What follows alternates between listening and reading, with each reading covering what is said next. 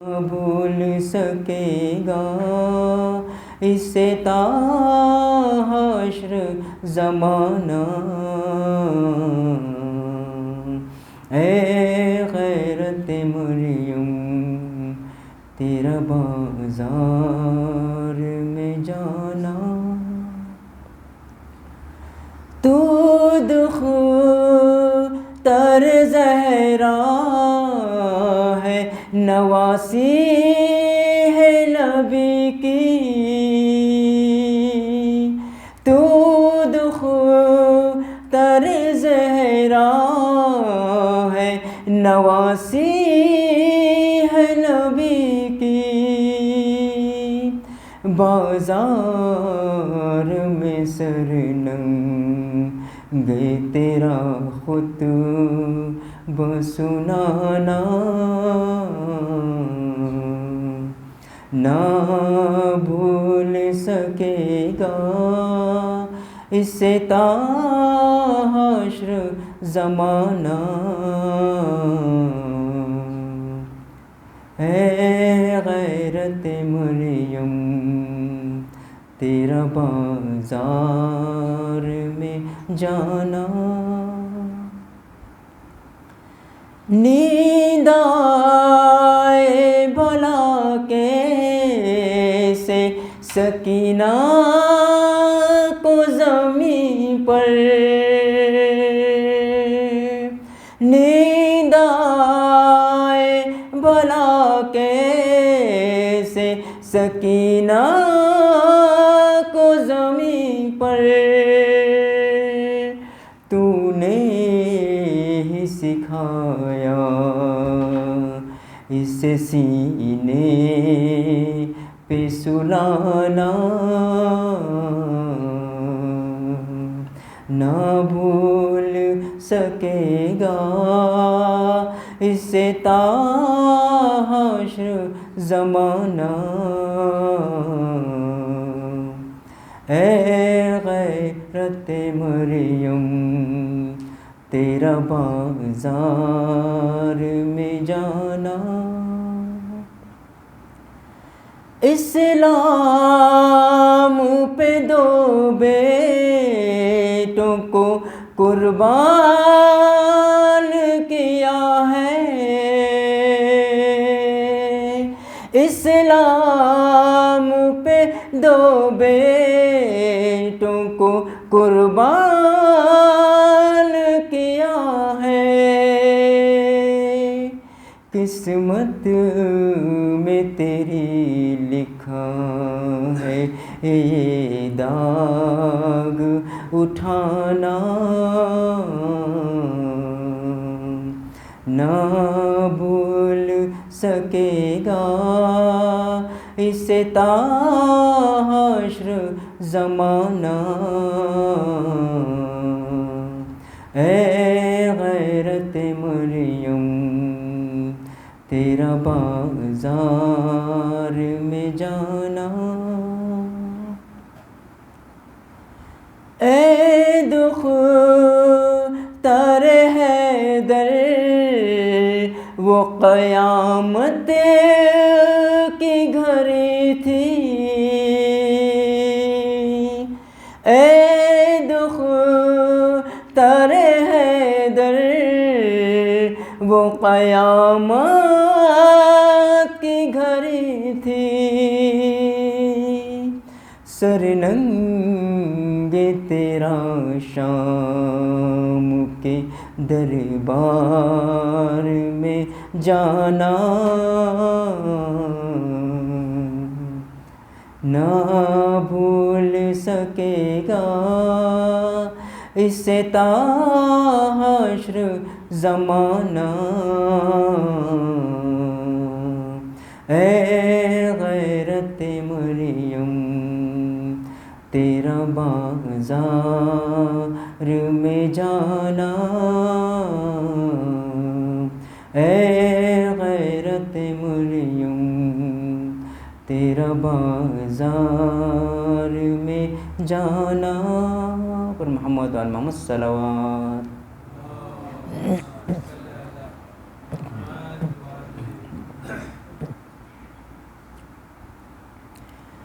یاد آئی نہ تمہیں وہاں تھے مسورا بابا، کربلا جا کے ہمیں بھول گئے کیا بابا؟ ہائے کس کس کا گلہ، کس کی شکایت لکھوں، ہائے کس کس کا گلہ، کس کی شکایت لکھوں، ایک نامہ تو کسی نے بھی نہ لکھا بابا، یہ مقدر میرا تنہا میں یہاں روتی ہوں، یہ مقدر میرا تنہا میں یہاں روتی ہوں، اپنے بھیا کبھی دیکھا نہیں صحرا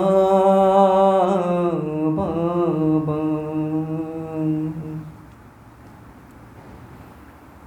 اب تو اصغر بھی میرا گٹھ لیوں چلتا ہوگا،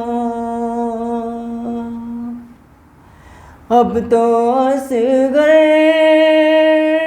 بھی میرا گٹھ لیوں چلتا ہوگا،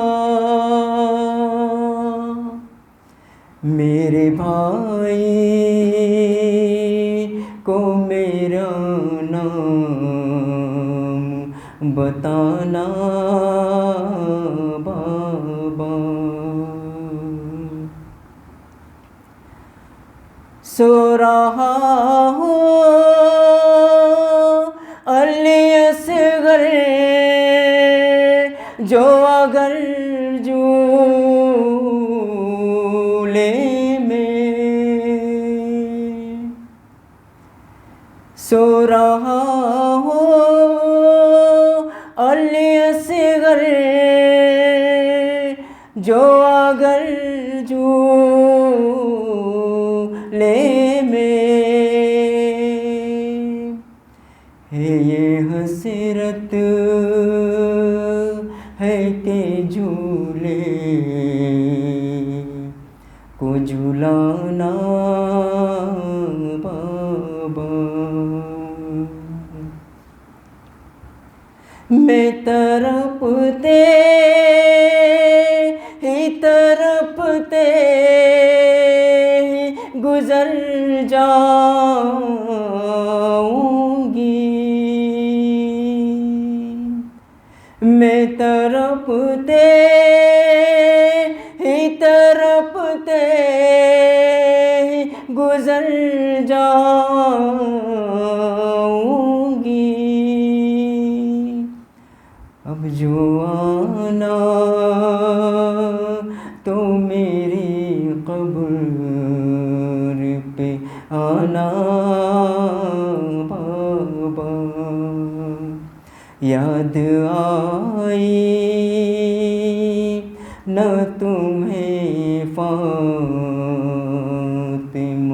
سورا بابا، کربلا جا کے ہمیں بھول گئے کیا بابا،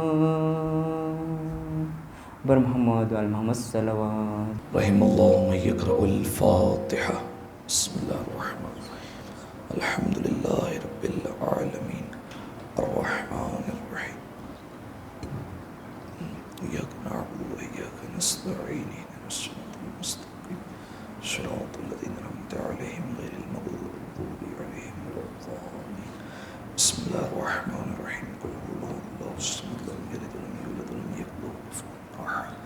بسم اللہ الرحمن الرحیم. قل هو اللہ الصمد لم یلد ولم یکن له کفوا احد. بسم اللہ الرحمن الرحیم. قل هو اللہ الصمد لم یلد ولم یکن له کفوا احد. اللهم اغفر للمؤمنين والمؤمنات والمسلمين والمسلمات الأحياء منهم والأموات. اللهم تابع بيننا وبينهم بالخيرات إنك مجيب الدعوات إنك على كل شيء قدير برحمتك يا أرحم الراحمين. اللهم صل على محمد وآل محمد. أعوذ بالله من الشيطان اللعين الرجيم. بسم الله الرحمن الرحيم. الحمد لله الذي يخلق ولم يخلق ويرزق ولا يرزق ويطعم ولا يطعم. ثم الصلاة والسلام على عبدك ونبيك وصفيك ورسولك وخيرتك من الخلق أبي القاسم محمد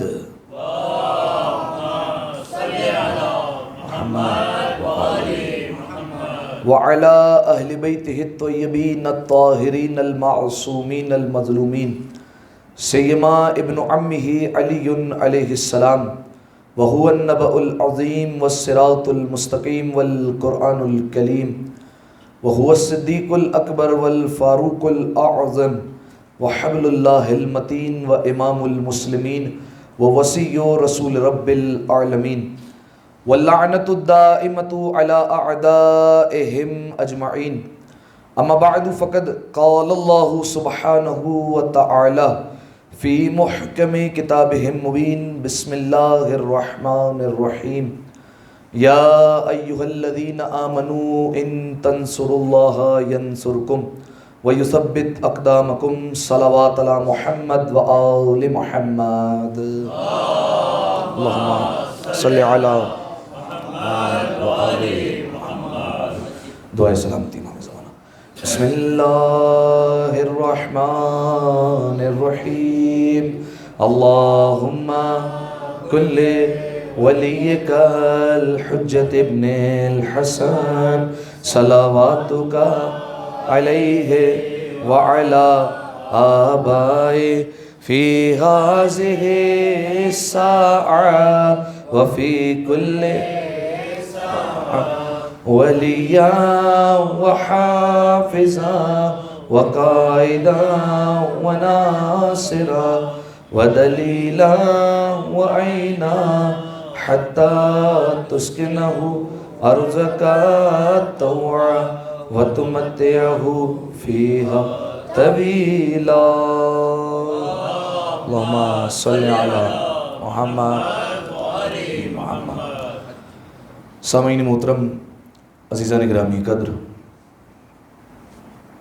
شیخ البطحاء رئیس مکہ، مومن قریش، مربی رسول، والد نفس رسول، کفیل رسول اللہ، پدر مرتضیٰ، پدر کل ایمان، جناب ابراہیم، جناب ابو طالب صلوات اللہ علیہ کی شہادت کے سلسلے میں اس بابرکت اور روحانی مجلس عزا کا انعقاد کیا گیا ہے. لہٰذا ابتدائی کلام میں ہی آپ تمام مومنین اور مومنات کی خدمت میں اس وفات کی تعزیت اور تسلیت پیش کرتا ہوں، اور بالخصوص زمانے کے امام کی خدمت میں ان کے جد امجد کی وفات کی تعزیت پیش کرنے کے لیے ایک دفعہ مل جل کر بآواز بلند صلوات پڑھ دیں۔ اللہم صلی علی محمد۔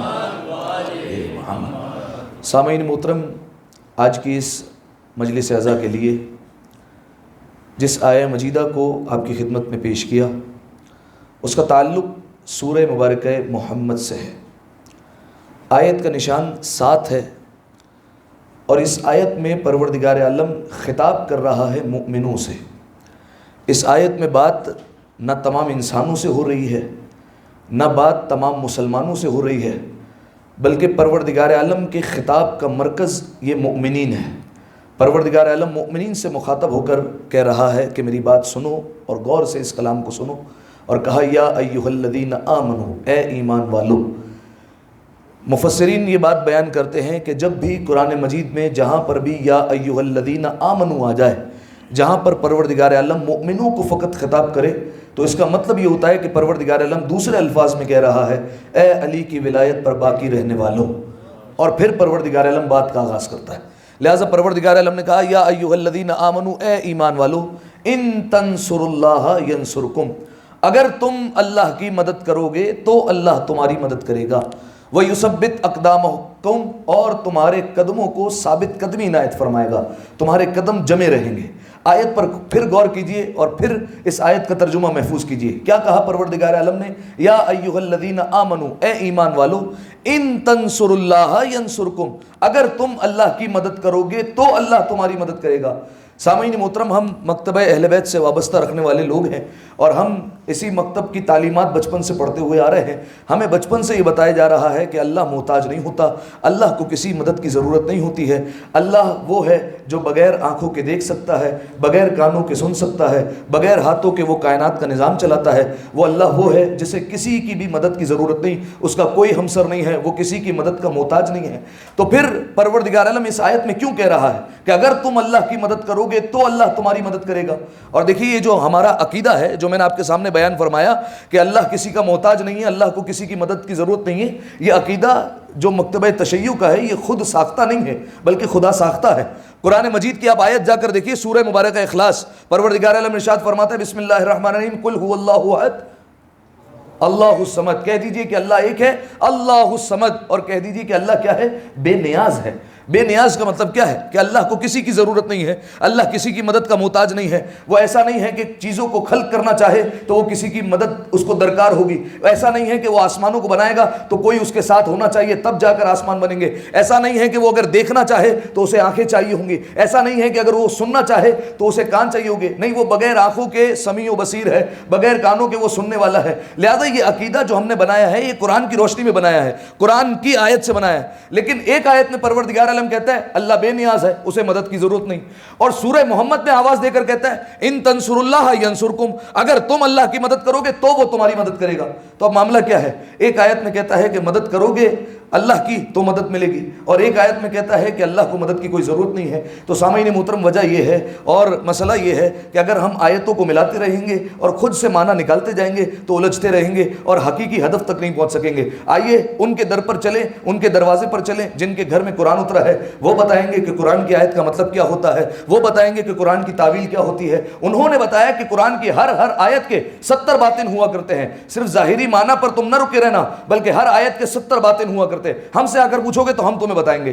لہذا سامعین محترم، اب جب ہم نے تفاسیر کا رخ کیا اور تفاسیر کو کھول کر دیکھا تو علماء تفاسیر نے، مفسرین نے اس آیت کے ذیل میں لکھا کہ بے شک اللہ مدد کا محتاج نہیں ہے، اللہ کو مدد کی ضرورت نہیں ہوتی، لیکن انہوں نے کہا کہ اہل بیت علیہ السلام کا یہ فرمان ہے کہ اس آیت میں اللہ کی مدد سے مراد ہے اللہ کے دین کی مدد، یعنی جو اللہ کے دین کی مدد کرے گا اللہ اس کی مدد کرے گا، یا دوسرے الفاظ میں جو اللہ کے نمائندوں کی مدد کرے گا اللہ اس کی مدد کرے گا۔ یعنی رسول کی مدد رسول کی مدد نہیں ہے، اللہ کی مدد ہے۔ مرتضیٰ کی مدد مرتضیٰ کی مدد نہیں ہے، اللہ کی مدد ہے۔ فاطمہ کی مدد فاطمہ کی مدد نہیں ہے، اللہ کی مدد ہے۔ اسی طریقے سے 12 امام، 14 معصومین، جتنے اللہ کے نمائندے ہیں، جتنے پاکیزہ لوگ ہیں، سب کی مدد کرنا گویا ایسا ہی ہے اللہ کی مدد کرنا۔ اب تلاش کیجئے، تاریخ کے صفحے کھنگالیے اور دیکھیے کون ہیں وہ افراد جو اللہ کے رسول کی نصرت کرتے رہے۔ پہلی بات تو یہ ہے کہ اگر ہم دیکھنے جائیں گے تو ہر انسان، ہر فرد رسول اللہ کے احسان تلے دبا ہوا نظر آئے گا. ہر ایک فرد پر اللہ کے رسول نے احسان کیا ہے. آج ہم جو یہاں پر بیٹھے ہیں، بھلے ہم نے رسول اللہ کے زمانے کو درک نہیں کیا، لیکن پھر بھی رسول اللہ ہمارے محسن ہے. ان کے ذریعے سے ہم تک دین پہنچا ہے، ان کے ذریعے سے ہم ہدایت یافتہ ہے. تو کائنات میں جتنے افراد ہیں وہ دبے ہوئے ہیں رسول اللہ کے احسان تلے. لیکن کچھ ایسی ہستیاں ہونی چاہیے جن کا احسان ہے رسول اللہ پر، جنہوں نے رسول اللہ پر احسان کیا. اب تلاش کیجئے، اب تاریخ کے کتب کی ورق گردانی کرنا شروع کیجئے، اب کتابوں کو کھنگالیے تو وہاں پر ایک واقعہ ملتا ہے. اور وہ واقعہ یہ ہے کہ جب رسول اللہ کی تبلیغ کا آغاز ہوا، جب رسول اللہ نے اعلان رسالت کیا. دیکھیے اعلان رسالت کا مطلب کیا ہوتا ہے؟ اعلان رسالت کا مطلب یہ ہے کہ رسول اللہ نے اپنی رسالت کا اعلان کیا کہ میں رسول ہوں. اس کا یہ مطلب نہیں ہے کہ اس وقت رسول بنے ہیں، رسول تو پہلے بھی ہیں، نبی تو پہلے بھی ہیں. ابھی اعلان کیا ہے، 40 سال کی عمر میں اعلان رسالت ہے. لیکن جو ہمارے بھائی ہیں وہ اختلاف کرتے ہیں، وہ کہتے ہیں نہیں 40 سال کی عمر میں نبی بنے. ہم کہتے ہیں ہمارا عقیدہ یہ نہیں، ہمارا عقیدہ تو یہ ہے کہ جس وقت آدم پانی اور مٹی کے درمیان تھے تب بھی ہمارا نبی تھا. لہذا سامعین محترم، اب تلاش کیجئے کہ کون ہیں جنہوں نے رسول اللہ پر احسان کیا. تو اب تاریخ کی کتب میں ایک بات ملتی ہے کہ جب رسول اللہ نے تبلیغ کا آغاز کیا اور انہوں نے پیغام پہنچانا شروع کیا اور کہنے لگے لوگوں سے قولوا لا الہ الا اللہ تفلحوا، اے لوگو کلمہ پڑھو اور کہو لا الہ الا اللہ، کوئی معبود نہیں سوائے اس کے، تفلحوا تم کامیاب ہو جاؤ گے. اب جب یہ کلمہ لوگوں کو پڑھانا شروع کیا، توجہ چاروں مکمل تاریخ آپ کے سامنے پیش کرنی ہے. جب یہ پیش کیا ہے کلمہ تو اب مشرکین مکہ کو ٹھیس پہنچی اور مشرکین مکہ نے اللہ کے رسول کو برا بلا کہنا شروع کر دیا. یہ کون لوگ ہیں جو کل تک اس رسول کو صادق اور امین کہہ کر پکارتے تھے، جو کل تک سچا بھی کہتے تھے، امانت دار بھی کہتے تھے، آج بھی کہہ رہے ہیں. لیکن اب اس نے جب اعلان کیا کہ میں اللہ کا رسول ہوں، اب ان کے دل میں یہ بات کھٹکنے لگی ہے. کیوں؟ دیکھیے ان کو یہ مسئلہ نہیں تھا کہ اگر محمد کے خدا کو ہم مان لیں گے تو کیا ہو جائے گا. ظاہر سی بات ہے وہ 360 بتوں کو تو پہلے سے ہی مان رہے تھے. خانہ کعبہ میں 360 بت پڑے ہوئے تھے، ہر ایک کی پوجا کرتے تھے. اگر ایک کو بڑھا لیتے تو کیا ہو جاتا. لیکن انہیں مسئلہ اس بات سے نہیں تھا، ان کو ایک اور بڑھانے میں مسئلہ نہیں تھا. مسئلہ اس لیے تھا کہ رسول اللہ کہتے تھے پہلے کہو لا الہ، پہلے کہو کوئی اللہ نہیں ہے، یعنی تمہارے خدا سارے جھوٹے ہیں، الا اللہ، صرف جو میرا خدا میں بتا رہا ہوں وہ اللہ ہے اور کوئی خدا نہیں. انہیں اس بات سے مسئلہ تھا کہ محمد ہمارے خداؤں کو جھوٹا کیوں کہتا ہے. اب بہت سارے منصوبے بننے لگے کہ کسی طریقے سے رسول اللہ کو راہ راست سے ہٹا دیا جائے. لیکن جب بھی محمد کی طرف میلی آنکھ سے دیکھتے تھے انہیں ابو طالب کا چہرہ نظر آ جاتا تھا. توجہ چاہ رہا ہوں آپ کی. جب بھی انہوں نے غلط ارادے سے رسول اللہ کی طرف دیکھا ان کے سامنے ابو طالب کا چہرہ گھومتا تھا. لہذا انہوں نے رسول اللہ کو نقصان نہیں پہنچایا. انہوں نے کہا کوئی بات ایسی کرنی پڑے گی کہ لوگ ہم پر بھی جو ہے وہ انگلی نہ اٹھائے اور ہمارا منصوبہ بھی کامیاب ہو جائے. اب انہوں نے رسول اللہ پر بنیادی طور پر 3 الزامات لگائے تاکہ لوگ دور ہو جائیں اور رسول اللہ کی تبلیغ کا کوئی فائدہ ہی نہ ہو. 3 الزامات لگائے. یہ 3 الزامات قرآن میں موجود ہیں. کون کون سے الزام لگائے؟ سب سے پہلا الزام لگا کر کہا کہ یہ محمد ہم جیسا بشر نہیں بلکہ یہ تو شاعر ہے. شاعر کیوں کہا؟ شاعر اس وجہ سے کہا کیونکہ وہ جو مشرکین مکہ تھے ان کا طریقہ کار یہ تھا کہ ان میں جو شعراء ہوتے تھے، جو شاعر حضرات ہوتے تھے، وہ شراب کے نشے میں دھت ہوا کرتے تھے، شراب پیا کرتے تھے.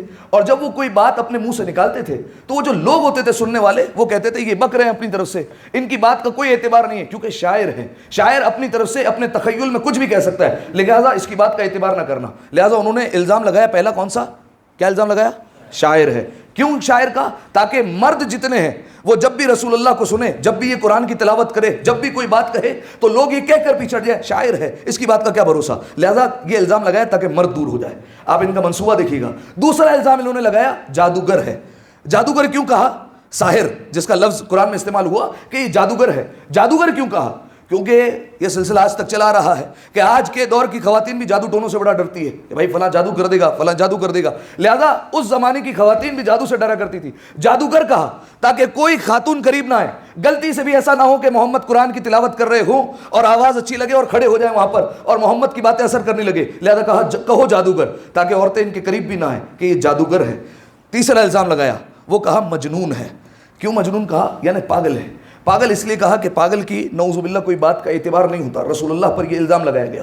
کیوں کہا؟ کیونکہ بچے جو ہوتے ہیں وہ پاگلوں کو تنگ کیا کرتے ہیں اور ان کی بات کا بھروسہ نہیں کرتے. وہ جو کہتے ہیں ان کی مستی اڑا دیا کرتے ہیں، وہ جو کہتے ہیں ان کا مذاق اڑایا کرتے ہیں. توجہ چاہ رہا ہوں. انہوں نے 3 الزام لگائے. توجہ. شاعر کہا تاکہ مرد دور ہو، جادوگر کہا تاکہ عورتیں دور ہو، مجنون کہا تاکہ بچے دور ہو. پروردگار عالم جو عرش کا مالک ہے اس نے کہا اے محمد گھبرانا نہیں، میں نے بھی فیصلہ کر لیا ہے. انہوں نے تجھے شاعر کہا تاکہ مرد دور ہو، جادوگر کہا تاکہ عورتیں دور ہو، مجنون کہا تھا کہ بچے دور ہو، میں اللہ بھی مشیت کا مالک ہوں، میں اللہ بھی فیصلہ کرنے والا ہوں، اب میں فیصلہ کرتا ہوں۔ انہوں نے تجھے شاعر کہا تھا کہ مرد دور ہو، جادوگر کہا تھا کہ عورتیں دور ہو، مجنون کہا تھا کہ بچے دور ہو، میں اللہ بھی انتظام کروں گا، مردوں کے مقابلے پر عمران دوں گا، عورتوں کے مقابلے پر ختیجہ دوں گا، بچوں کے مقابلے پر علی عطا کروں گا۔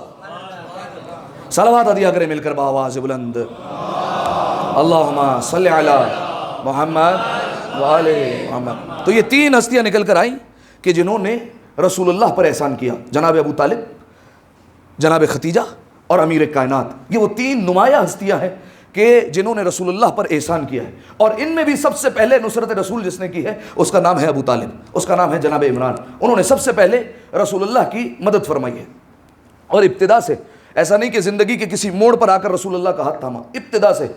اب آپ جانتے ہیں کہ رسول اللہ کے والد اس دنیا سے پہلے ہی چلے گئے تھے، رسول اللہ پہلے ہی یتیم تھے۔ جناب آمنہ جو رسول اللہ کی والدہ تھی، انہوں نے رسول اللہ کی پرورش کی 2 سال، اس کے بعد جناب آمنہ بھی چل بسی۔ اس کے بعد جو پرورش کا ذمہ آیا وہ جناب عبد المطلب کے سر آیا۔ جناب عبد المطلب رسول اللہ کے کون ہیں؟ دادا ہے۔ دادا کے ذمہ آ گئی رسول اللہ کی پرورش۔ جناب عبد المطلب نے پرورش کرنا شروع کی، اور ایک وقت وہ آیا کہ اب جناب عبد المطلب بستر رحلت پر آئے، بستر مرگ پر آئے، اور انہوں نے محسوس کیا کہ اب میں زیادہ زندہ رہنے والا نہیں ہوں، تو انہوں نے اپنے بیٹوں کو جمع کیا۔ سارے بیٹے آئے جناب عبد المطلب کے، اور جناب عبد المطلب نے اپنے بیٹوں کو جمع کر کے کہا کہ دیکھو، میں تمہارے ذمے ایک ذمہ داری لگانا چاہتا ہوں، تم میں سے کون ہے جو محمد کی نگرانی کرے گا؟ آج سے پہلے میں نے تمہیں زحمت نہیں دی، میں محمد کی کفالت کرتا رہا، میں نے محمد کے کھانے کا بندوبست کیا، میں نے محمد کو کوئی تکلیف پہنچنے نہیں دی، جس نے محمد کی طرف نگاہ اٹھائی میں نے اس کا بندوبست کر دیا۔ اب تم میں سے کون ہے جو محمد کا ذمہ دار بنے گا، جو محمد کی پرورش کا انتظام کرنا چاہتا ہے؟ ایک بیٹا آگے بڑھا اور اس نے کہا کہ اے بابا جان، آپ ہم سے کیا پوچھ رہے ہیں؟ ہمارے کہنے کا کوئی مطلب نہیں ہے، بات تو جب بنے کہ محمد جس کے ساتھ رہنا چاہتے ہو، آپ محمد سے پوچھئے کہ وہ کس کے ساتھ رہنا چاہتے ہیں۔ اب سارے بیٹوں نے رخ کیا رسول اللہ کا، اور رسول اللہ سے جیسے ہی یہ سوال ہوا کہ آپ کس کے ساتھ رہنا چاہتے ہیں، آپ کیا چاہتے ہیں کہ آپ کی پرورش کا ذمہ دار کون بنے، رسول اللہ نے جناب ابو طالب کو دیکھا، جناب ابو طالب نے رسول اللہ کو دیکھا، دونوں نے آنکھوں میں نہ جانے کیا بات کی ہوگی، دونوں کے لبوں پر مسکراہٹ آ گئی۔ رسول اللہ نے کہا میں اپنے چچا ابو طالب کے ساتھ رہنا چاہتا ہوں۔ آپ نہیں سمجھے، اللہ کے انتخاب کو محمد کہتے ہیں، محمد کے انتخاب کو ابو طالب کہا جاتا ہے۔ اب یہ بات طے ہو گئی کہ رسول اللہ کس کے ساتھ رہیں گے؟ جناب ابو طالب کے ساتھ۔ جناب ابو طالب نے سینے سے لگایا، آغوش میں لیا، لے کر چلے اپنے گھر کی طرف۔ جیسے ہی گھر میں گئے تو ایک خاتون جن کا نام ہے جناب فاطمہ بنت اسد، جناب ابو طالب کی زوجہ، دراصل رشتے میں تو رسول اللہ کی چچی ہے، لیکن ماں بن کر پرورش کی، جیسے جناب ابو طالب نے باپ بن کر پالا۔ جناب فاطمہ بنت اسد نے جب یہ سنا کہ محمد کی ذمہ داری اب ہمارے کاندھوں پر ہے، بڑی خوشی ہوئی، اور رسول اللہ نے ساری زندگی جناب فاطمہ بنت اسد کو ماں کہہ کر پکارا ہے۔ جناب فاطمہ بنت اسد کہتی ہے اچھا دیکھیے، ابھی جو گھر میں ہیں وہ کیا لگ رہا ہے کہ یہ محمد ہے، کیونکہ ابھی تک اعلان رسالت نہیں ہوا۔ اعلان رسالت جب ہوا ہے 40 سال کی عمر میں ہوا ہے، اور اس وقت رسول اللہ نے پہلی قرآن کی آیت پڑھی ہے۔ اس کا مطلب پہلے ہی میں بیان کر چکا ہوں، اس کا یہ مطلب نہیں ہے کہ 40 سال سے پہلے محمد نبی نہیں تھے، نہیں، نبی تو تھے، لیکن 40 سال کی عمر میں رسول اللہ نے پہلی دفعہ قرآن پڑھا ہے، پہلی دفعہ ان کو قرآن کی آیت سنائی ہے۔ کیوں نہیں سنائی؟ قرآن کی آیت پہلے بھی پڑھ کر سنا دیتے، لیکن پروردگار عالم کا فیصلہ تھا اے محمد 40 سال سے پہلے انہیں قرآن بن کر بتا دے، پھر انہیں قرآن پڑھ کر سنا دے، پہلے انہیں قرآن بن کر تو بتا۔ لہٰذا رسول اللہ آئے جناب فاطمہ بنت اسد کے گھر میں، پتہ نہیں ہے یہ نبی ہے، لیکن جناب فاطمہ بنت اسد کہتی ہے روزانہ کا معمول ہے کہ میں اپنے بھتیجے کے لیے درخت سے کھجوریں چن کر لاتی ہوں، گھر میں ہی باغ تھا، اسی میں درخت تھا، اسی سے کھجوریں چن کر رسول اللہ کے لیے رکھتی تھی۔ کہ ایک دن ایسا ہوا کہ میں اور میری کنیز دونوں کسی کام میں مصروف ہو گئے، اور ہمارے سے یہ رہ گیا کہ ہم نے محمد کے لیے کھجوریں نہیں چنی اس وقت۔ کہا اتنی دیر میں محمد اپنی نیند سے بیدار ہوئے، اور چونکہ انہیں بھوک لگی لہذا رسول اللہ نے دیکھا تو انہیں کھجوریں نظر نہیں آئیں۔ جناب فاطمہ بنت اسد بیان کر رہی ہے، کہتے محمد اٹھے، اپنے مقام سے اس درخت کے قریب آئے، اور درخت کی طرف دیکھ کر کہا ایتھا الشجرۃ انا جائع، اے درخت میں محمد ہو کر کہتا ہوں کہ میں بھوکا ہوں۔ جیسے یہ کہا، تاریخ کے جملے ہیں کہ وہ درخت نے جھکنا شروع کیا، اور اتنا جھکا کہ محمد کے قدموں کا بوسہ لیا، اور اب رسول اللہ نے اس سے کھجوریں چننا شروع کی حسب منشا، جب تک کھجوریں کھاتے رہے وہ درخت وہی رہا۔ جیسے ہی رسول اللہ نے تناول کر لیا، اب وہ درخت اپنے مقام پر دوبارہ گیا۔ جناب فاطمہ بنت اسد نے جب یہ ماجرا دیکھا تو بڑی حیرت زدہ ہوئی کہ محمد کے حکم پر درخت نیچے آ گیا۔ لہذا جناب فاطمہ بنت اسد انتظار کرنے لگی جناب ابو طالب کا کہ وہ گھر میں آئے تو ان کو سارا ماجرا بتایا جائے، وہ کب آئیں گے۔ لہذا انتظار ہونے لگا، ایک وقت وہ آیا کہ جب دروازے پر دستک ہوئی، ہر روز کا یہ معمول ہے کہ کنیز جاتی ہے اور دروازہ کھلتی ہے. آج جناب فاطمہ بنت اسد نے کنیز کو اشارہ کیا، خود دوڑتے ہوئے گئی اور جیسے ہی دروازے کو کھولا جناب ابو طالب کو سلام کیا اور سارا واقعہ بیان کیا. کہا ایسا ایسا ہوا. ابو طالب کا جملہ سنیے، فرمایا کیوں نہ ہو انہ نبی، کا کیوں نہ ہو وہ نبی جو ہے ابھی تک اعلان نہیں کیا ہے نبوت کا، ابھی تک رسول اللہ نے اعلان رسالت نہیں کیا ہے، کسی کو بتایا نہیں ہے کہ میں نبی ہوں، لیکن ابو طالب کہہ رہے ہیں کہ یہ محمد نبی ہے. یعنی جس وقت کوئی نہیں مانتا اس وقت بھی جناب ابو طالب نبی مانتے ہیں. اب آپ سوچئے کہ جو ابو طالب نبی مان رہے ہیں بچپنے سے ہی نبوت کا اقرار کر رہے ہیں، آج محرک اس کے ایمان پر اعتراض کر رہا ہے کہ کیسے ہو سکتا ہے ابو طالب ایمان ہے. کیوں بھلا عقل اس الزام پر حیران نہیں، کیوں بھلا عقل اس الزام پر حیران نہیں، کل ایمان کا پدر صاحب ایمان نہیں. اور محسن بانی اسلام اگر کافر ہے، محسن بانی اسلام اگر کافر ہے، پھر تو اس دہر میں کوئی بھی مسلمان نہیں. صلوات پڑھ دے مل کر بآواز سے بلند، اللہم صلی علی محمد وآل محمد. لہذا کہا یہ ہے نبی. نبوت کا اعلان کر دیا جناب ابو طالب نے کہ کیوں معجزہ یہ نہ دکھلائے، یہ میرا بھتیجا عام بھتیجا نہیں ہے بلکہ پروردگار عالم نے اسے نبوت عطا کی ہے. اچھا آپ دیکھیے ہمارا سوال مسلمانوں سے کہ آپ کیوں جناب ابو طالب کو مسلمان تسلیم نہیں کرتے، کیوں انہیں صاحب ایمان تسلیم نہیں کرتے؟ یقین جانیں وجہ صرف ایک ہے اور وہ وجہ یہ ہے کہ امیر المومنین کے بابا ہیں. بس علی کے بغض میں ابو طالب کو کافر بتایا گیا ہے. ورنہ اگر آپ جا کر دیکھیں تو ان کی کتابوں میں ایسی ایسی روایت ملے گی جناب ابو طالب کے خلاف. آپ جا کر کتابیں کھنگالیے جو ان کی صحیح ترین کتاب ہے، اس میں آپ کو یہ بات ملے گی. کیوں مسلمان نہیں مانتے آپ، کیوں صاحب ایمان نہیں مانتے؟ جواب ملے گا کیونکہ ہمارے پاس حدیث موجود ہے. حدیث کیا ہے؟ کہ حدیث یہ ہے کہ جب جناب ابو طالب کا آخری وقت تھا، توجہ، جب جناب ابو طالب کا آخری وقت تھا تو اس وقت رسول اللہ بستر پر موجود تھے. تو ایک رسول اللہ جو ہے وہ آگے بڑھے اور اپنے چچا کے قریب آئے اور اپنا چچا کے کان میں آ کر کہا کہ اے چچا جان آپ کلمہ کیوں نہیں پڑھ لیتے، اب تو آپ کا آخری وقت آ گیا ہے. لیکن جناب ابو طالب نے اس وقت کلمہ نہیں پڑھا، اس لیے وہ کہتے ہیں کہ جناب ابو طالب ایمان پر نہیں گئے اس دنیا سے، اور انہوں نے کہہ دیا ماتا کافرہ کہ ابو طالب تو دنیا سے کفر کی موت میں گئے، نعوذ باللہ. ٹھیک ہے، اس حدیث کو بنیاد بنایا. سب سے پہلا اعتراض، اس حدیث کے جو راوی ہیں وہ ہے عبداللہ ابن عباس اور ابو ہریرہ. عبداللہ ابن عباس اس وقت پیدا ہی نہیں ہوئے تھے جس وقت کی یہ روایت ہے، یعنی جب جناب ابو طالب دنیا سے جا رہے ہیں وہ اس وقت پیدا ہی نہیں ہوئے تھے. اور ایک روایت کے مطابق ان کی عمر مبارک تھی 2 سال. آپ کا کیسا مذہب ہے کہ 2 سال کے بچے سے آپ روایت لے رہے ہیں اور اس کی بات پر آپ یقین کر رہے ہیں؟ پہلا اعتراض. دوسرا اعتراض، آپ نے کہا کہ یہ روایت ہم نے ابو ہریرہ سے لی ہے. ابو ہریرہ تو خود اس وقت مسلمان نہیں تھا، وہ تو خیبر کے بعد مسلمان ہوگا. یہ واقعہ ہے تو جناب ابو طالب کا اور آپ اس وقت اس سے حدیث لے رہے ہیں. اور تیسرا اعتراض یہ کہ رسول اللہ نے تو جا کر کان میں کہا تھا اے چچا جان کہ آپ ایمان کیوں نہیں لاتے، آپ مسلمانوں پر حیرت ہے اور آپ کی سوچوں کو ہمارا سلام ہے. سننے پر آتے ہیں تو کان کی بات سن لیتے ہیں، نہ سننے پر آتے ہیں تو غدیر کا اعلان نہیں سنا کرتے ہیں.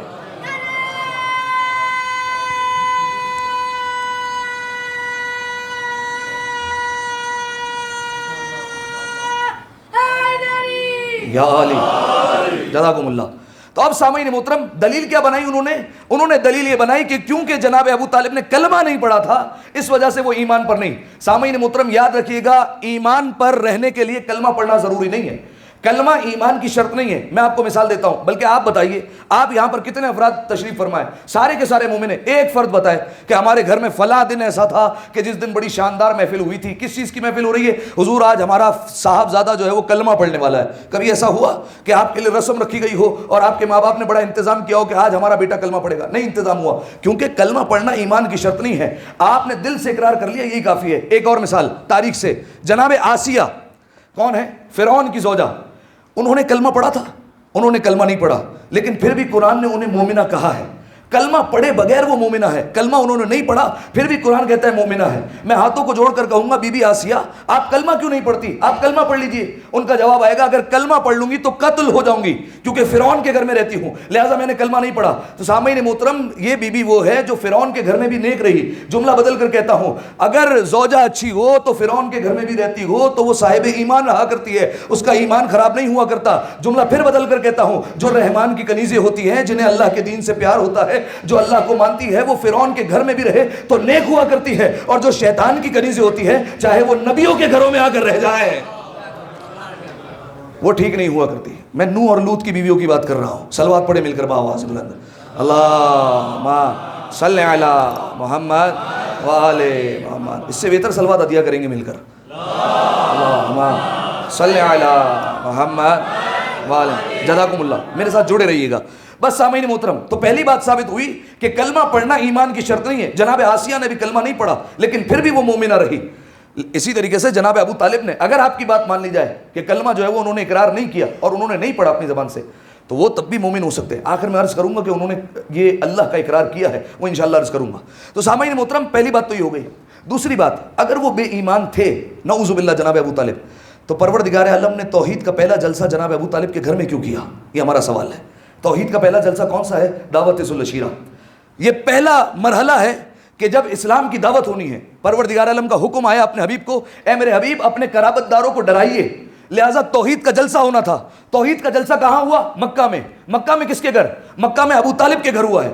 مکہ میں تو اللہ کا اپنا گھر بھی ہے, خانہ کعبہ بھی موجود ہے. میرے مالک اگر تجھے جلسہ کرنا ہے توحید کا تو اپنے گھر میں کر, عمران کے گھر میں کیوں کرواتا ہے؟ اب جیسے ہی آپ یہ سوال مولیان دین کے سامنے رکھیں گے اور ان سے پوچھیں گے کہ یہ توحید کا جلسہ عمران کے گھر میں کیوں ہوا, خانہ کعبہ میں کیوں نہیں ہوا, تو وہ فوراً آپ کو سامنے سے جواب دیں گے, حضور جا کر تاریخ کی کتابیں پڑھیے, تاریخ کی کتابوں میں یہ بات موٹے موٹے حروف میں لکھی ہے کہ اس وقت خانہ کعبہ میں بت پڑے ہوئے تھے. گھر اللہ کا ہے لیکن بت پڑے ہوئے ہیں, 360 اس وقت بت موجود ہے. میں نے کہا چلو یہ تو مانا کہ رحمان کے گھر میں بت تھے, عمران کے گھر میں بت نہیں تھے. عمران کے گھر میں اس وقت کوئی بت نہیں موجود تھا. لہذا پہلا جلسہ ہوا ہے توحید کا کہاں پر؟ ابو طالب کے گھر میں. کھانا کس نے پکوایا؟ جناب ابو طالب نے. اے میرے مالک جلسہ تیرا ہے, کھانے کا انتظام تو کر.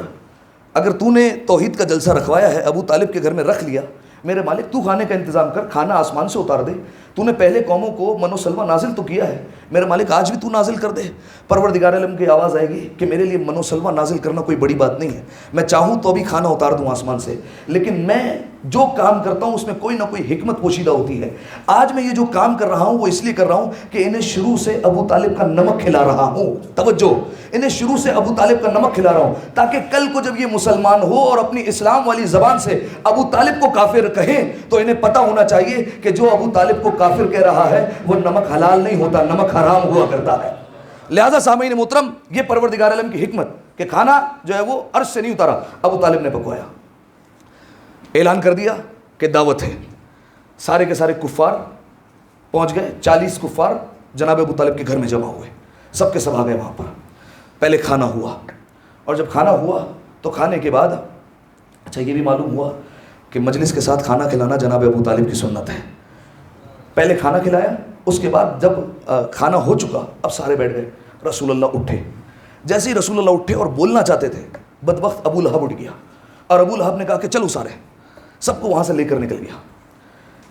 آپ یہ ہم سن لیتے ہیں, ایک لمحے کے لیے آپ تصور کرنا, تصور کیجئے کہ جس بندے کو تقریر کرنی ہے, کائنات کا سب سے پہلا خطیب ہے, اس کو بھی کچھ بولنا ہے, ادھر وہ بولنے کے لیے کھڑا ہوتا ہے اور سارے لوگ نکل جاتے ہیں. اس کے دل پر کیا گزری ہوگی اس وقت. لہٰذا جیسے ہی نکلے جناب ابو طالب نے محمد کی آنکھوں میں آنسو دیکھے, فوراً جناب ابو طالب نے زخم پر مرہم رکھا, اور جناب ابو طالب نے وہیں بیٹھے بیٹھے اعلان کیا, کل پھر آ جانا, کل پھر کھانا ہے. یہ اعلان کیا. جیسے ہی اعلان کیا تو انہوں نے اپنا ایک نمائندہ بھیجا کہ پوچھ کر آؤ کہ کل کھانا کتنے بجے. اور اچھا کتنے بجے, اس وقت گھڑی تو تھی نہیں, لیکن ان کا جو خیر وقت ہوتا تھا, 6 پہر 2 پہر, یہ جو وقت ہوتے تھے, کہ یہ وقت جا کر پوچھ کر آؤ. وقت پوچھ کر آ گیا بندہ, اور نمائندہ جیسے ہی واپس آیا اگلے دن سارے پھر جمع ہو گئے. جب سارے پھر آئے, پھر کھانا کھایا, اور پھر کھانا کھانے کے بعد ابو لہب اٹھا اور کہا کہ چلو سارے, اور پھر نکل گئے بائیک آؤٹ کر کے. میرا ایک سوال ہے, ابو لہب نے ابھی تک تقریر سنی ہے؟ ابھی تک تقریر تو سنی نہیں ہے, تو پھر یہ منع کیوں کر رہا ہے؟ تقریر محمد کو کرنے دے, انکار تو جب کرے پہلے تقریر سن لے پھر انکار کرے, سمجھ میں آتا ہے. ابھی اس نے تقریر کا کوئی لفظ نہیں سنا, لیکن پھر بھی جو ہے وہ یہ بائیک آؤٹ کر رہا ہے تقریر کا. اس کی وجہ یہ علماء نے بیان کیا, کہا کہ وہی صرف پروردگار عالم کی جانب سے نہیں ہوتی, وہی شیطان بھی کرتا ہے. کئی مقامات ایسے ہوتے ہیں جہاں شیطان وہی کر کے پہلے ہی آگاہ کر دیتا ہے. لہذا ابو لہب کو پہلے ہی پتا تھا کہ یہ بولنے کیا والے ہیں, لہذا جب بھی بولنے کے لیے کھڑے ہوتے وہ پہلے سے ہی اعلان کر دیتا کہ سارے چلو. لہذا سامعین محترم, آپ کو ایک اور واقعہ ملے گا تاریخ میں کہ جب ایک اور شخص تھا جس سے رسول اللہ نے کاغذ اور قلم مانگا تھا, رسول اللہ کہتے تھے کاغذ اور قلم دے دے, لیکن وہ نہیں دیتا تھا کیونکہ شیطان نے وہی کر دی تھی کہ نبی علی ولی اللہ لکھنے والے ہیں. لہذا معلوم ہوا کہ دعوت ذو العشیرہ میں بھی شیطان کا ایک نمائندہ موجود تھا, اور نبی کے آخری وقت میں بھی شیطان کا ایک نمائندہ موجود تھا. لہذا سامعین محترم, نبی کو تقریر کرنے نہیں دی گئی. اب آیا تیسرا دن. اب جب تیسرا دن آیا ہے تو اب جناب ابو طالب کھڑے ہوئے ہیں اور اپنے بھتیجے سے کہا ہے محمد فکر کرنے کی بات نہیں ہے, آج یہ سارے تمہاری بات سن کر جائیں گے. رسول اللہ مطمئن ہو گئے. کھانا ہوا, حسب عادت ابو لہب اٹھا. توجہ چاہ رہا ہوں اگر آپ تھوڑا سا بیدار ہو جائیں, علی کے بابا کی مجلس ہے. ابو لہب اٹھا اور ابو لہب نے کہا کہ چلو سارے, بس ادھر سے ابو لہب اٹھا, یہاں سے ابو طالب اٹھے, یا جملہ بدل کر کہوں, ادھر سے کعبے کا چور اٹھا, ادھر سے کعبے کا محافظ اٹھا, ادھر سے بت پرست اٹھا, ادھر سے محمد کا سرپرست اٹھا, اور جملہ ایک اور کہتا ہوں, ادھر سے کذاب اٹھا اور ادھر سے 14 صادقین کا باپ اٹھا. حیدر ہو کے حسنین کے سجاد خدا ہو, باقر ہو کے جعفر ہو کے موسیٰ کے رضا ہو, جواد تقی ہو یا نکی مست دعا ہو, سرکار حسن عسکری انجم بقبا ہو, یا مہدی آخر جو حجابوں میں چھپا ہو, ہر جز اسی پیکر غالب سے ملے گا اور ہر فرد کا شجرہ ابو طالب سے ملے گا.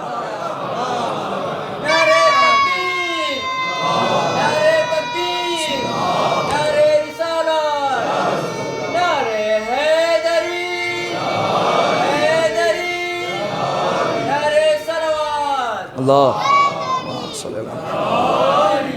صلوات پڑھی دفعہ مل کر, اللہم صلی علی محمد علیہ. توجہ چاہ رہا ہوں, بہت شکریہ آپ کا. بس سامعین محترم, یہاں سے ابو لہب اٹھا, یہاں سے جناب ابو طالب اٹھے. اب تاریخ یہ کہتی ہے کہ جناب ابو طالب نے جب یہ دیکھا کہ ابو لہب بولنا چاہتا ہے, جناب ابو طالب نے اپنا ہاتھ بڑھایا اور اس کے کاندھے پر رکھا اور کاندھے پر زور دے کر اسے بٹھا دیا, اور ایک جملہ کہا, اسکت یا حمار. حمار کا ترجمہ اگر اردو میں کروں تو مزہ نہیں آئے گا, پنجابی میں کروں تو مزہ آئے گا, او کھوتیا چپ ہو جا. یہ جناب ابو طالب نے کہا, گدھے چپ ہو جا. جیسے ہی اس کو کہا, اب دیکھیے ایک طرف یہ ابو لہب کو کہہ رہے ہیں جناب ابو طالب چپ ہو جا, اور دوسری طرف جیسے ہی مڑے, ایک طرف جلال کا مظہر, دوسری طرف فوراً رحمت کا مظہر. قم یا سیدی و مولایا, اے میرے سردار, اے میرے مولا, اب آپ اٹھیے, اب آپ بولیے.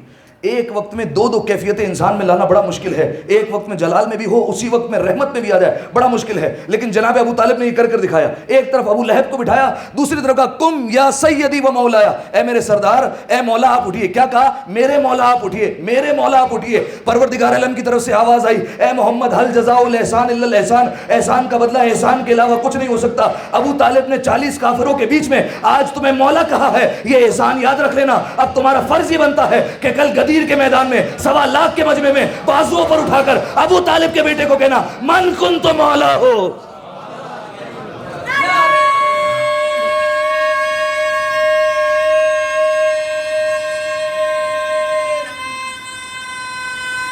جیتے رہو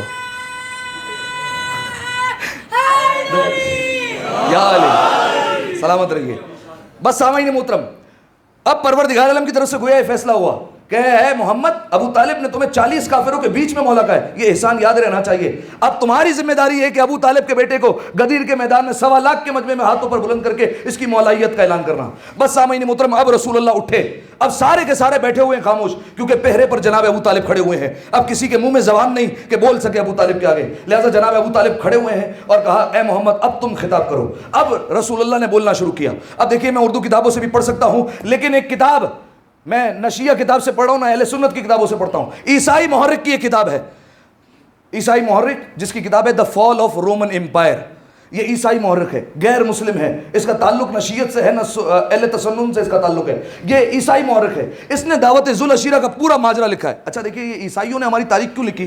اس کی وجہ یہ ہے کہ ایک وقت ایسا تھا کہ مسلمانوں کی تاریخ دریاؤں میں بہا دی گئی تھی. دریا کا رنگ تبدیل ہو گیا تھا, دریا کا رنگ سیاہی میں بدل گیا تھا. اتنی کتابیں مسلمانوں کی بہا دی گئی. لہذا اس وقت عیسائیوں نے مسلمانوں کی تاریخ کو لکھنا شروع کیا اور کہا کہ ابھی ہم مسلمانوں کی تاریخ تو لکھ رہے ہیں, لیکن ایک وقت ایسا آئے گا کہ مسلمان ہمارے پاس آئیں گے اور ہماری تاریخ ہم سے مانگیں گے, پھر ہم سونے کے بھاؤ میں ان کی تاریخ انہی کو بیچیں گے. لہذا عیسائیوں نے اس وجہ سے تاریخ لکھی. تو یہ کتاب دا فال آف رومن امپائر, اس میں انہوں نے لکھا دعوت ذوالعشیرہ کا واقعہ. کہا کہ دعوت ذوالعشیرہ میں یہ ہوا کہ جب ابو لہب کو بٹھا دیا اور رسول اللہ کھڑے ہوئے, تو رسول اللہ نے کہا, O the people of Quraysh, I am the prophet of God. اے قریش کے لوگوں, میں اللہ کا آخری رسول ہوں. Who will help me? Who will follow me? کون ہے جو میری مدد کرے, کون ہے جو میری اتباع کرے؟ He will make my minister, my caliph and the in charge of my faithful mission. وہ میرا وزیر بھی ہوگا, میرا خلیفہ بھی ہوگا اور میرے مشن کا انچارج بھی ہوگا. کون ہے جو مدد کرے؟ عیسائی محرک کہتا ہے کہ سارے کے سارے چپ بیٹھے ہوئے, کسی کے منہ میں زبان نہیں تھی. But the one child, لیکن ایک بچہ who was 10 years old, جس کی عمر 10 سال تھی, his name was Ali, اس کا نام علی تھا. He jumped, وہ اچھلا اور اس نے رسول اللہ سے کہا, او رسول اللہ, I will help you, میں آپ کی مدد کروں گا. I will follow you, میں آپ کی اتباع کروں گا. And I will break the bones of your enemy. اے رسول اللہ, میں آپ کے دشمنوں کی ہڈیاں توڑ کے رکھ دوں گا. عیسائی مورخ نے یہ اقرار کیا کہ امیر المومنین نے اس وقت اعلان کیا. اب جب امیر المومنین نے کہا تو اب رسول اللہ نے کہا, عیسائی مورخ کہہ رہا ہے, you are my minister, you are my caliph and you are the in charge of my faithful mission. کیا مطلب؟ انت ولی, اے علی آپ میرے ولی ہوں گے, انت وصی آپ میرے وصی ہوں گے, وانت خلیفتی آپ میرے خلیفہ ہوں گے. یعنی میں الفاظ بدل کر کہہ دوں, نبی یہ کہتے جا رہے تھے, ہم کلمہ بناتے جا رہے تھے. نبی نے کہا انت ولی, ہم نے کہا علی ولی اللہ. نبی نے کہا انت وصی, ہم نے کہا وصی رسول اللہ. نبی نے کہا انت خلیفتی, ہم نے کہا وہ خلیفتہ بلا فصل. لہٰذا مسلمان ہم سے سوال نہ کرے کہ آپ علی ولی اللہ کیوں پڑھتے ہیں, ہم ان سے سوال کریں گے آپ نے کلمے سے کم کیوں کر دیا ہے. ایک دفعہ صلوات پڑھے مل کر آواز سے بلند, اللہم صلی علی محمد وآل.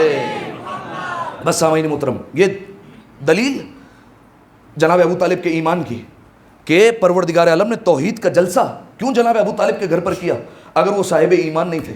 یہ دلیل ہے جناب ابو طالب کے ایمان کی کہ پروردگار عالم نے پہلی بات تو یہ کہ محمد جیسی امانت ایک کافر کے حوالے کی. آپ کے نزدیک کیا ایسا ہو سکتا ہے کہ رسول اللہ جیسا در نایاب وہ ایک کافر کے حوالے کر دیا جائے؟ ممکن نہیں ہے. دوسری دلیل, ابو طالب کے گھر میں جلسہ کیوں ہوا توحید کا.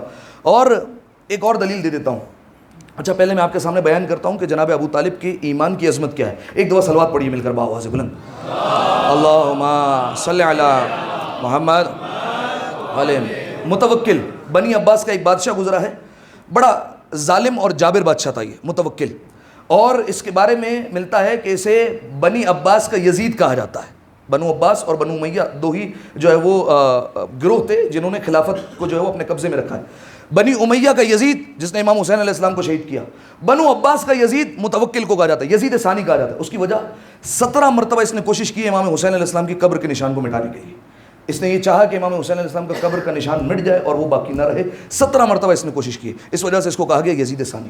یہ متوکل ایک دن آیا 10ویں امام کے پاس اور 10ویں امام کی خدمت میں آ کر کہتا ہے کہ فرزند رسول آپ بتائیے کیا جنت اور جہنم کے درمیان بھی کوئی مقام ہے, یا ایسا یہ کہ کچھ لوگ جنت میں چلے جائیں گے کچھ لوگ جہنم میں چلے جائیں گے, یا ان کے درمیان بھی کوئی مقام موجود ہے؟ تو 10ویں امام نے فوراً کہا وما یعلمہ الا اللہ. دیکھو یہ ایسی بات ہے جیسے اللہ کے علاوہ کوئی نہیں جانتا, اس کا علم صرف اللہ کے پاس ہے.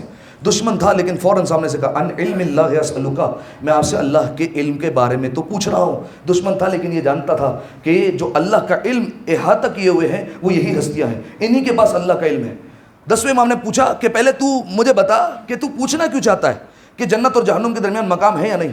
کہا فرزند رسول میں نے سنا ہے, اب سنیے گا اس کی بات, میں نے یہ سنا ہے کہ جنت اور جہنم کے درمیان ایک مقام ہے. پروردگار عالم نے نعوذ باللہ جناب ابو طالب کو وہاں رکھا ہوا ہے, نہ وہ جنت میں جا سکتے ہیں نہ جہنم میں جا سکتے ہیں. اور پروردگار عالم نے سزا کے طور پر ان کے پیروں میں آگ کی نالین پہنائی ہوئی ہے. یہ اس بدبخت نے کہا 10ویں امام کے سامنے. کہا اس لیے جناب ابو طالب کو مقام پر رکھا ہے کہ لا يدخل الجنت لکفرہ, کہ وہ جنت میں اس لیے نہیں جا سکتے کیونکہ وہ نعوذ باللہ کفر پر تھے, انہوں نے کفر اختیار کیا ہوا ہے, اور جنت میں کوئی کافر نہیں جائے گا. ولا يدخل النار لکفالت رسول اللہ, اور جہنم میں اس لیے نہیں جائیں گے کیونکہ انہوں نے رسول اللہ کی کفالت کی ہے. لہذا پروردگار عالم نے جنت اور جہنم کے درمیان ایک مقام رکھا, وہاں پر ان کے پیروں میں نعوذ باللہ آگ کی نالین پہنائی ہے اور وہاں پر رکھ دیا ہے. 10ویں امام کے چہرے پر غضب کے آثار نمودار ہوئے, سرخی جلالت چہرے پر آئی, گلاب سیرت چہرہ گلاب صورت ہوا, اور مولا نے فوراً کہا لو رجح ایمان ابی طالب فی کفۃ و ایمان الخلائق فی کفۃ اخری لرجح ایمان ابی طالب. امام نے فرمایا سنو, تم ایمان ابو طالب کی بات کرتے ہو, نعوذ باللہ انہیں کافر بتاتے ہو. سنو میری بات, اگر ایک میزان لگا دیا جائے, اگر ایک ترازو لگا دیا جائے, اس کے 2 پلڑے ہو, ایک پلڑے پر ایمان ابو طالب کو رکھا جائے اور دوسرے پلڑے پر تمام مخلوقات کا ایمان رکھ دیا جائے, چاہے وہ انسان ہو, چاہے جنات ہو, چاہے ملائکہ ہو, جتنے لوگ ہیں سب کا ایمان دوسرے پلڑے میں رکھ دیا جائے. فرمایا لرجح ایمان ابی طالب, ابو طالب کے ایمان والا پلڑا بھاری ہو جائے گا. یہ ہے جناب ابو طالب کا ایمان. کہا تم ابو طالب کو کافر ثابت کرنے میں لگے ہوئے ہو. فرمایا ابو طالب کا ایمان تو یہ ہے کہ تمام لوگوں کے ایمان پر وہ غلبہ پا گیا ہے.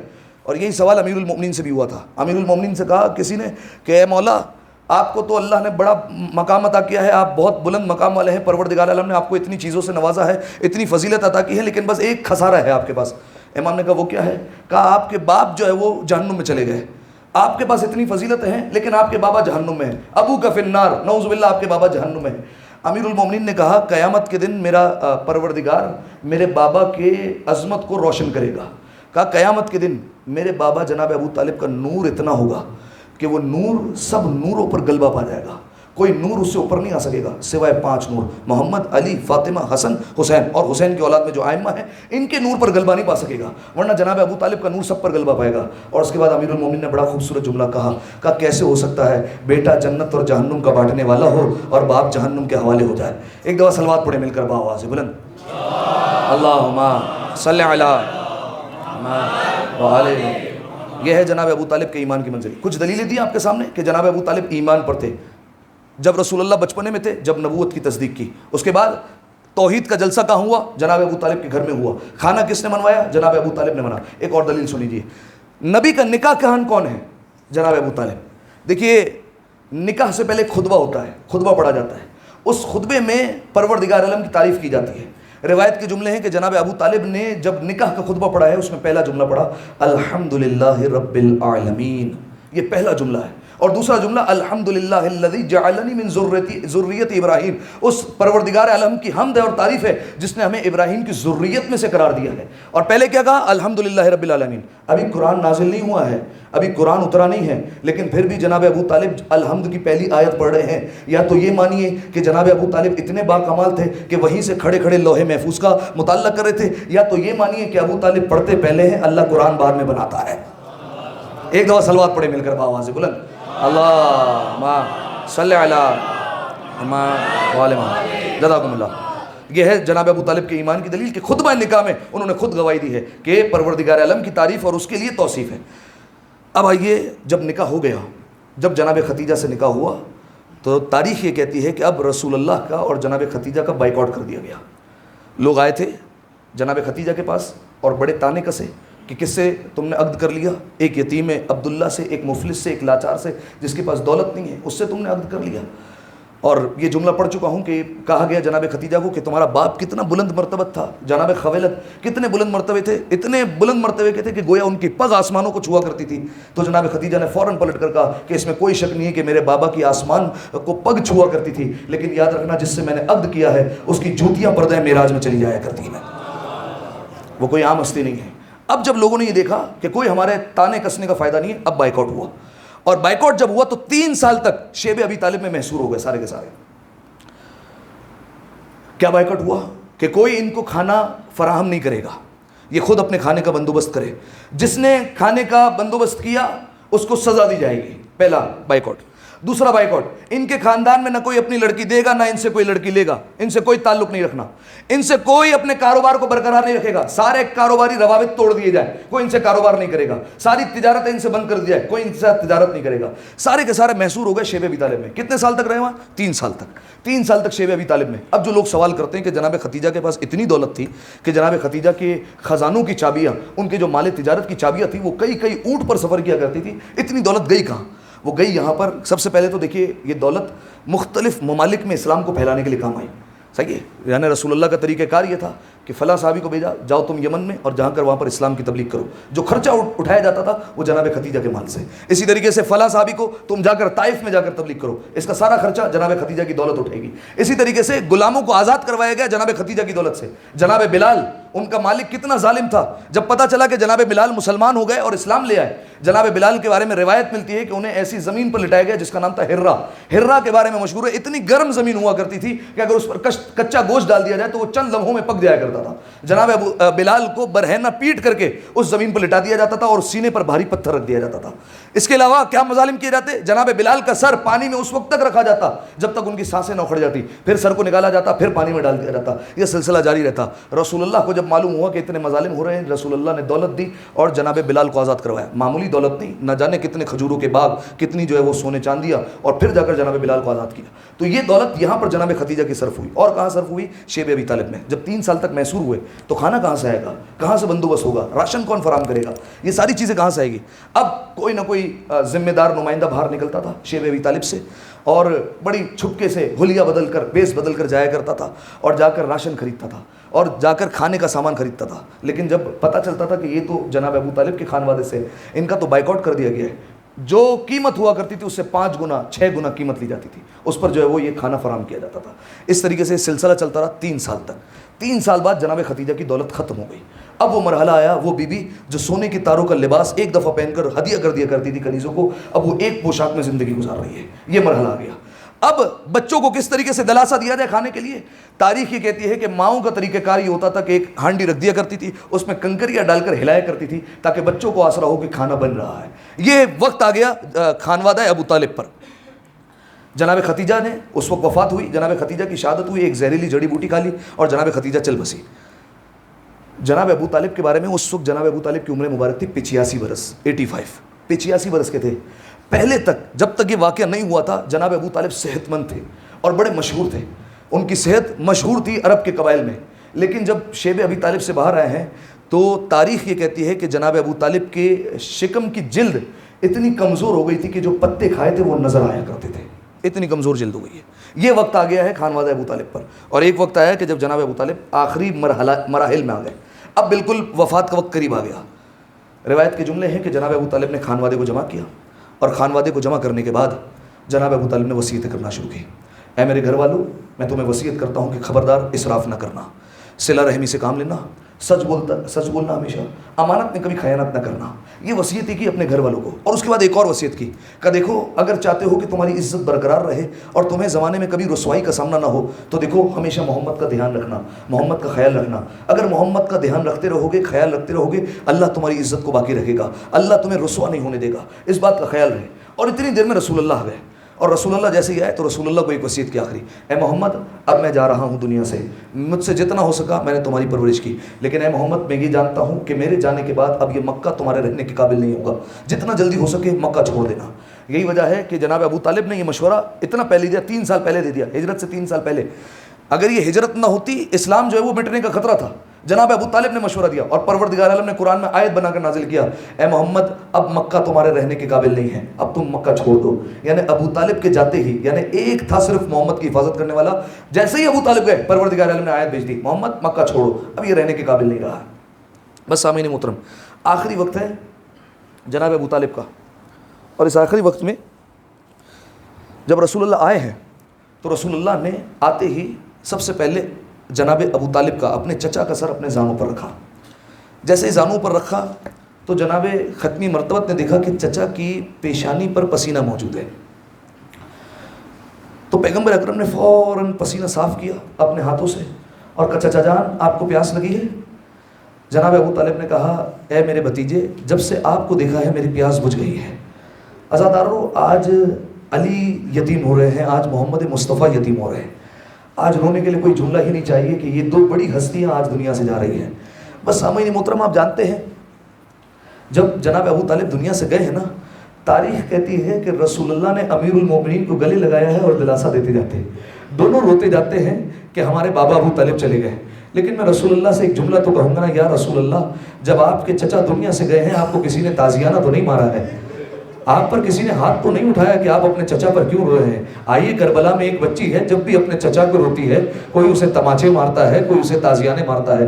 اجرکم اللہ اجرکم اللہ زہرا، شہزادی آپ کو کوئی غم نہ دے جو جناب ابو طالب کو رونے آئے ہیں اپنی صداؤں کو بلند کرنا۔ بس عزادارو جانتے ہیں جناب ابو طالب اس دنیا سے چل بسے، جنازہ اٹھایا گیا۔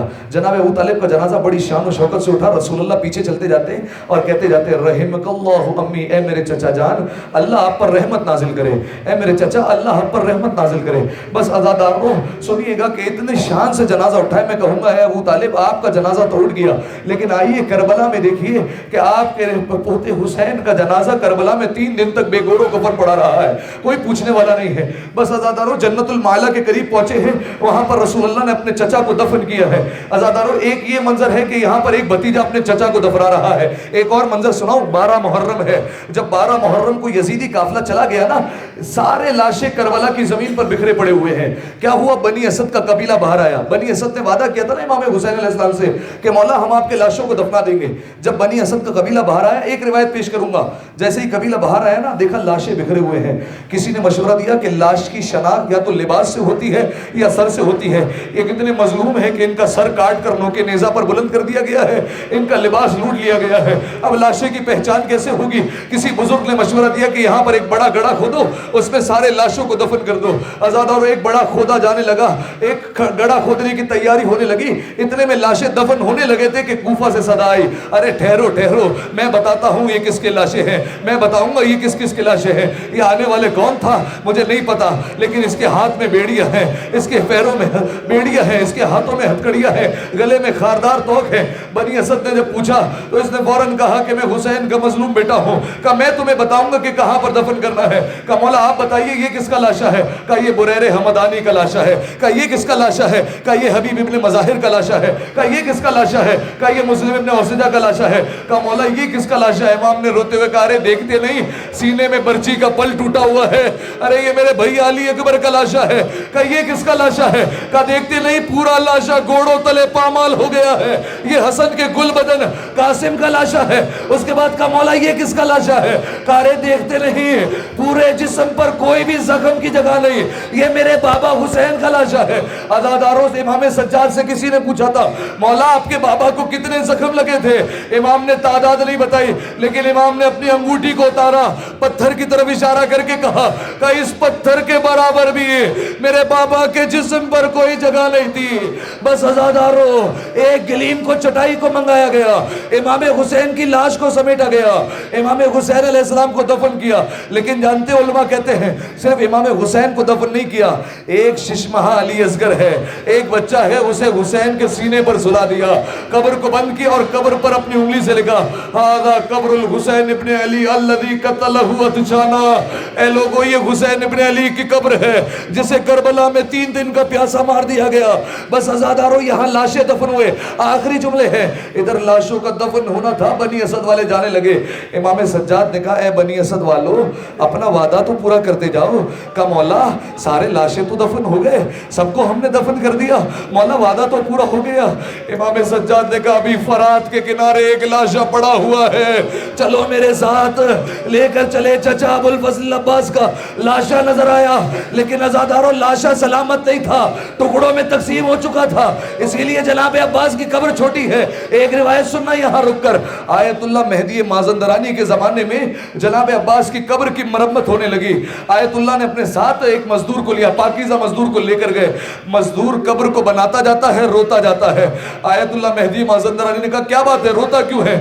کہا آگا ہم نے تو روایت سنی تھی کہ عباس کا قد اتنا بلند تھا کہ جب وہ گھوڑے پر بیٹھتا تھا اس کے پیر قدموں کے نشان زمین پر خط کھینچتے تھے، لیکن آگا یہ تو کسی بچے کی قبر معلوم ہوتی ہے، ارے کیا وہ روایت صحیح نہیں ہے؟ آیت اللہ مہدی مازندرانی نے اپنا امامہ اتار کر پھینکا، اپنے چہروں کو پیٹنا شروع کیا، کہا نہیں وہ روایت صحیح ہے۔ کہا پھر یہ قبر چھوٹی کیسے ہوئی؟ کہا جب بات یہ ہے عباس نے وصیت کی تھی میرا لاشا یہیں چھوڑ کر جانا، ارے میں سکینہ کے لیے پانی کا انتظام نہ کر سکا، حسین جب لاشا چھوڑ کر چلے ارے بھاگی بھی فوجیں آئی، کسی نے تلواریں ماری، کسی نے نیزے مارے، کسی نے گرز مارے، ارے عباس کا لاشا ٹکڑوں میں تقسیم ہو گیا۔ اجرکم اللہ اجرکم اللہ زہرا، شہزادی کوئی غم نہ دے، جو سینے میں دل لیے بیٹھے ہیں اپنی صداؤں کو بلند کرنا، رونے میں تکلف نہ کرنا، شہزادی آپ کو اجر دے۔ امام صادق نے ابو وزیر سے کہا تھا ابو وزیر روتا کیوں نہیں ہے؟ کہا مولا رومال گیلا ہو چکا ہے رو رہا ہوں۔ کہا نہیں ابو وزیر جب ہمارے غم میں رویا کر، ایسے رویا کر جیسے ایک بوڑھی ماں جوان کے لاشے پر روتی ہے۔ بس عزادارو امام سجاد نے کہا بنی اسد والو ایک لاشا رہتا ہے، آئے فرات کے کنارے، دیکھا جناب عباس کا لاشا بکھرا ہوا ہے، امام سجاد روتے روتے عباس کے لاشے کے ٹکڑوں کو جمع کرنے لگے، ایک چٹائی میں سمیٹا اور قبر میں اترے اور کہا بنی اسد والو اب تم دور چلے جاؤ، میں تمہارے سامنے یہ لاشا دفن کرنا نہیں چاہتا، اور دیکھو جب تک میں نہ کہوں کوئی قریب نہ آئے۔ بس عزادارو سارے بنی اسد والے دور ہو گئے، امام سجاد قبر میں اترے ہیں، بنی اسد والے کہتے کافی وقت گزر گیا لیکن کوئی آواز نہیں آتی، امام نے ہمیں آواز نہیں دی، کہا ہم گھبرا گئے، ایسا نہ ہو امام سجاد کو گش آ گیا ہو، کہتے ہم آگے بڑھے، اب ہم نے کیا دیکھا، ارے ایک بھتیجا ہے جس نے اپنا سر چچا کے سینے پر رکھا ہے، رو رو کر کہتا ہے چچا آپ یہاں آرام کر رہے، چچا چچا زینب کا پردہ چن گیا، چچا سکینہ کو تماچے لگ دے، چچا مجھے تازی آنے لگے، چچا کربلا سے کوفہ شرابیوں کا مجمع تھا، چچا ہمیں وہاں سے گزارا گیا ہے، چچا ہر تماچے پر سکینہ آپ کو پکارا کرتی تھی، چچا آپ نے آواز پر لبیک نہ کہا، چچا آپ یہ آرام کر رہے ہیں. آخری جملہ, ادھر امام سجاد نے اپنے چچا کو دفن کیا, وہاں محمد علی یتیم ہوئے, اپنے بابا کا جنازہ, اپنے چچا کا جنازہ قبر میں اتارا ہے. عزادارو, محمد یتیم ہو گئے, علی یتیم ہو گئے, دونوں ایک دوسرے کو دلاسا دیتے ہیں, لوگ تسلی دے رہے ہیں. میں ہاتھوں کو جوڑ کر کہوں گا, آپ بھی یتیم ہوئے, لیکن جب آپ یتیم ہوئے آپ کو کسی نے تماچا تو نہیں مارا, کسی نے تازیانہ تو نہیں مارا. ارے یہ آپ کا مقدر. آئیے کربلا میں, ارے 4 برس کی سکینہ جب اپنے بابا کے لاشے پر گئی, ارے کسی نے تماچے مارے, کسی نے درے مارے.